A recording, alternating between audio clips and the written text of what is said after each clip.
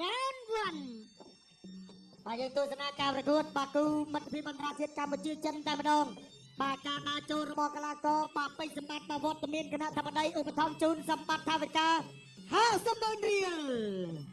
បាទជាការលើកទឹកចិត្តដើម្បីឲ្យកីឡាករគុនខ្មែរកាន់តែមានកម្លាំងចិត្តនៅក្នុងការប្រកួតបាទដើរចូលបាទកីឡាករចិនបាទគេថាសាច់សស្ទុះតែម្ដងបាទយើងជាមួយដល់តតស្ដាំរបស់សម្បត្តិបាទសម្បត្តិនៅបន្តដើរចូលបាទគេថាមិនប្លែកទេបាទសម្រាប់សម្បត្តិនឹងការដើរចូលអាយ៉ាបាទគេថាដៃទៅមកតតស្ដាំរបស់កីឡាករចិនបាទគឺកីឡាករបាទលីឆានបាទសម្លឹងមើលដើរចូលពីសម្បត្តិកំពុងតែគៀងទៅអាយ៉ាវត្តក្តាប់ដៃណែកីឡាករចិនរូបនេះក្តាប់ដៃលឿនដូចគ្នាបាទលឿនដូចគ្នាបាទលីឆានបាទស្ដាំហើយក៏លុកឆ្វេងរបស់សម្បត្តិបាទដើរចូលទៅជាបន្តទៀតពុទ្ធបាទជាយឹមគៀង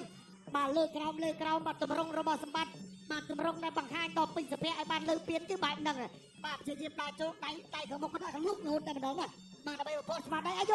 យបាទហក់ទៅកាប់កែងរបស់កីឡាករពេញសម្បត្តិគុនខ្មែរបាទញាក់មួយញាក់កាច់កំពុងស្ពឺសម្បត្តិយើងបាទលុកដល់ដៃស្ដាំចូលឆ្វេងស្ដាំរបស់បាទកីឡាករលីឆានសមកវិញបាទតូលមួយបាទលុកដាក់ដៃឆ្វេងស្ដាំបាទយកស្ដាំបដៃជាប់ឃុំរបស់កីឡាករចិនបាទកីឡាករចិនដកថយទាត់តាមរបស់សម្បត្តិកណ្ដាប់ដៃបដូរឲ្យបាទញាក់មួយអាយលើកក្រោមចូលក្បាលពោះមកទៅហើយ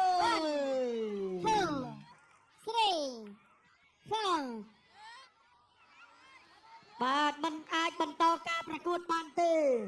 បាទចង្ដាប់ដៃរបស់ពេញសម្បត្តិបាទមានលើមានក្រោមបាទធ្វើឲ្យកីឡាករចិននឹងគេថារមូលបាទគេថាមានបញ្ហាកាពះពវៀនបន្តិចបាទហើយបាទ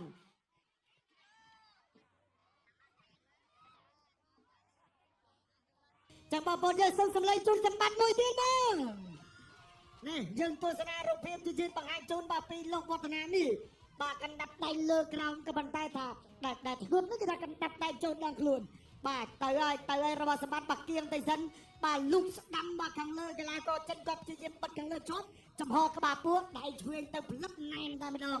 បាទទស្សនាបង្ហាញម្ដងទៀតបាទក្រុមការងារបាទជាពិសេសលោកគ្រូបាទកាមេរ៉ារបស់ស្ថានីយ៍ទូរទស្សន៍ជាតិក៏ចាប់មកថាណែនបាទលោកវឌ្ឍនាបង្ហាញប្លន់មកក៏ល្អបាទនេះបាទណាត់ដៃឆ្វេងស្ដាំបាទចូលភ្ញុកបាទជាពិសេសនេះគឺកណ្ដាប់ដៃឆ្វេងនេះគេថាធ្ងន់តែម្ដងបាទចេញកណ្ដាប់ដៃនេះបាទគឺជ័យជំនះត្រូវបានទៅកីឡាករបង្គោលក្រហមពេជ្រសម្បត្តិដោយកីឡាករចិនបង្គោលខៀវសន្លប់នៅក្នុងទឹកទី1បាទអរគុណណាអបអរសាទរទៅដល់ក្រុមបីព្រៃពេជ្រសម្បត្តិ